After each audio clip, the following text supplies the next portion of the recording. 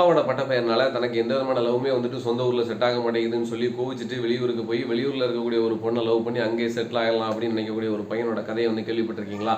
அப்படிப்பட்ட கதையை தான் நம்ம இந்த ரிவ்யூவில் வந்து பார்க்க போகிறோம். ஹலோ மூவிலோஸ், நான் உங்கள் மகேஷ். இன்னைக்கு வந்து பார்த்தீங்க அப்படின்னா மரியராஜா இளைஞலியன் டைரக்ஷனில் ஜிவி, கௌரி, ஜார்ஜ் மரியான், கீதா கைலாசம் அண்ட் அப்பாஸ் நடிச்சு வெளிவந்திருக்கக்கூடிய ஹாப்பி ராஜ் படத்தை பற்றி தான் இந்த வீடியோவில் வந்து பார்க்க போகிறோம். வாங்க பார்க்கலாம். என்னோட வீடியோ உங்களுக்கு பிடிச்சது அப்படின்னா மறக்காம லைக் பட்டன் தட்டுங்க. அண்ட் இன்கேஸ் பிடிக்கல அப்படின்னா மறக்காம உங்களுடைய சஜஷன் என்ன அப்படிங்கிறத வந்துட்டு கமெண்ட்ல சொல்லுங்க. டெஃபினட்டா அதை எடுத்துக்கிட்டு அடுத்தடுத்த வீடியோக்கெல்லாம் நான் இம்ப்ரூவ் பண்ணிக்கிறேன்.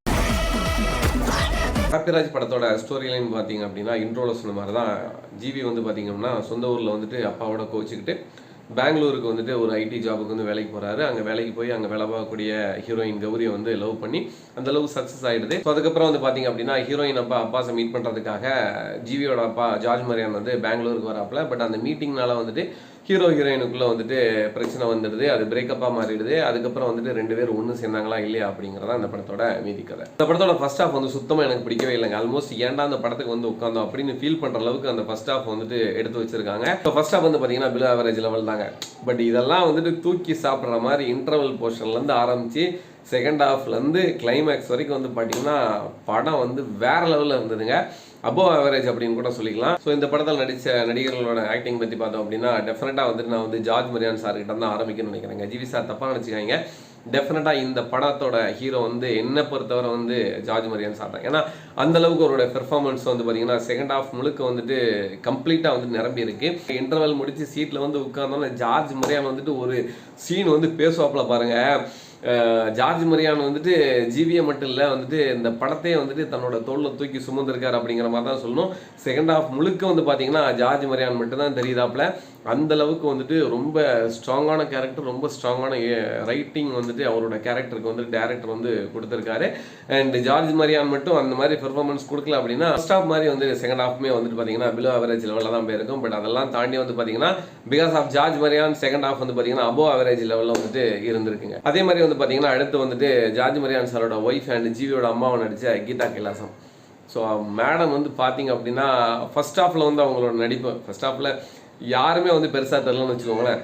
செகண்ட் ஹாஃபில் வந்துட்டு இவங்க வந்து பெங்களூருக்கு ட்ராவல் பண்ணோன்னே கம்ப்ளீட்டாக வந்து ஒரு டிரான்ஸ்ஃபர்மேஷன் நடக்கும்.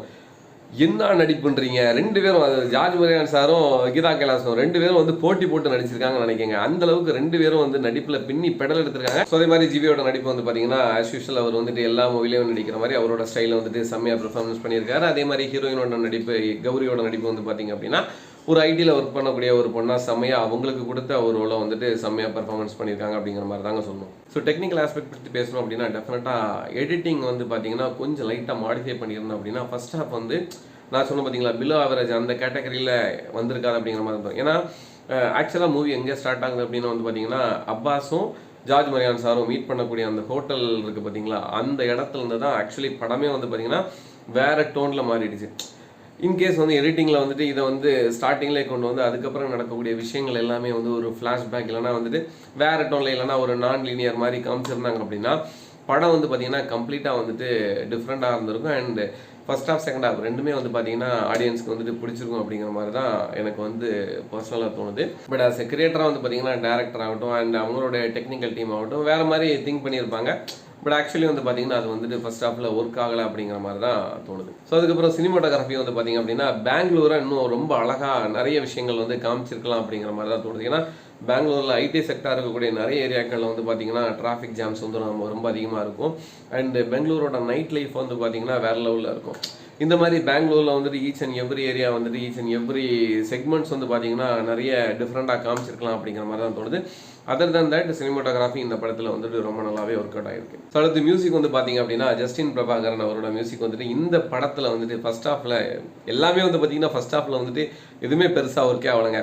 இந்த ஆடினே இருப்பேன்னு சொல்லலாம், போதும்பா நிறுத்துப்பா ஆட்டத்தை நிறுத்துப்பா அப்படின்னு நம்ம சொல்லிக்கலாம். அந்த மாதிரி தான் வந்துட்டு அந்த பாட்டுமே இருந்தது. அண்ட் பேக்ரவுண்ட் ஸ்கோர் வந்துட்டு இவர் ஜார்ஜ் மரியான் அவருக்கு போட்ட பேக்ரவுண்ட் ஸ்கோர் எல்லாமே தாறு மாறுங்க. ஸோ ஓவரால் வந்து பார்த்தீங்க அப்படின்னா ஃபர்ஸ்ட் ஹாஃப் வந்து பிலோ ஆவரேஜ் தாங்க. இதை நீங்கள் அக்செப்ட் பண்ண ரெடியாக இருந்தீங்க, இதை வந்து தேட்டரில் நீங்கள் அக்செப்ட் பண்ணிப்பீங்க அப்படின்னா செகண்ட் ஹாஃபுக்காக நீங்கள் வந்து டெஃபினட்டாக தேட்டரில் போய் இந்த படத்தை வந்துட்டு ஒன் டைம் பார்க்கலாம். ஏன்னா செகண்ட் ஹாஃப் வந்து பார்த்தீங்கன்னா செம்மத்தனமாக இருக்குது. ஆடியன்ஸ் வந்து செம்மையை என்ஜாய் பண்ணலாம். அண்ட் ஜார்ஜ் மரியான் வரக்கூடிய எல்லா போர்ஷன்ஸுமே வந்து பார்த்தீங்கன்னா வேற லெவலில் இருக்குது. கீதா கைலாசம் அவங்களோட அந்த பெங்களூர் அந்த டிரான்ஸ்ஃபர்மேஷன் வந்து பார்த்தீங்கன்னா வேறு லெவலில் இருக்குது. அண்டு ஓவரால் வந்து பார்த்தீங்க அப்படின்னா கடைசி நீங்கள் கிளைமேக்ஸ் முடிச்சுட்டு வெளியில் வரும்போது பார்த்தீங்கன்னா டெஃபினட்டாக லேசாக கண்ணு கலங்கிறதுக்கும் வந்து பார்த்தீங்கன்னா நிறைய சான்சஸ் இருக்குது. அது என்னன்னு தெரிலங்க, எல்லா படமே வந்து பார்த்தீங்கன்னா ஃபர்ஸ்ட் ஹாஃப் வந்து பெருசாக எடுக்க மாட்டேன்றாங்க. நான் லாஸ்ட் ரிவ்யூவில் வந்து யூத் படத்தை பற்றியுமே அதை தான் சொல்லியிருந்தேன். ஃபர்ஸ்ட் ஹாஃப் வந்து சுத்தமாக நல்லாவே இல்லை.